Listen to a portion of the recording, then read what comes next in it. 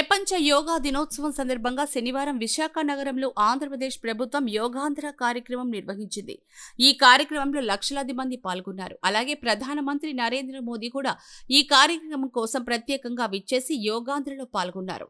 విశాఖలో ఐఎన్ఎస్ చోళా నుంచి RK beach దగ్గరికి చేరుకున్న మోదీకి CM Chandrababu, deputy CM Pavan కళ్యాణ్తో పాటు మంత్రులు ఘన స్వాగతం పలికారు. ఈ నేపథ్యంలోని తెలంగాణ ముఖ్యమంత్రి సీఎం రేవంత్ రెడ్డి యోగా డే సందర్భంగా social media platform X Twitter వేదికగా రాష్ట్ర ప్రజలకు శుభాకాంక్షలు చెబుతూ ట్వీట్ చేశారు.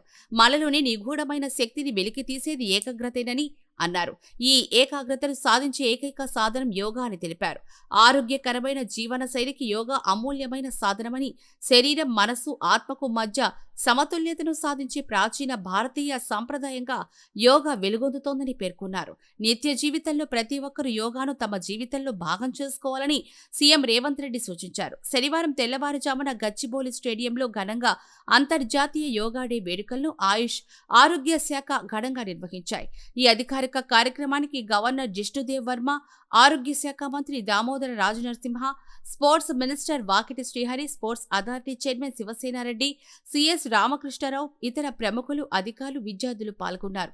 అలాగే 5,000 మంది విద్యార్థులు, యువకులు, యోగా సాధకులు ఈ యోగా డే కార్యక్రమంలో పాల్గొని యోగాసనాలు వేశారు. అనంతరం మంత్రి దామోదర రాజనరసింహ మాట్లాడుతూ ప్రపంచానికి భారతదేశం అందించిన గొప్ప వరం యోగా అని కొనియాడారు.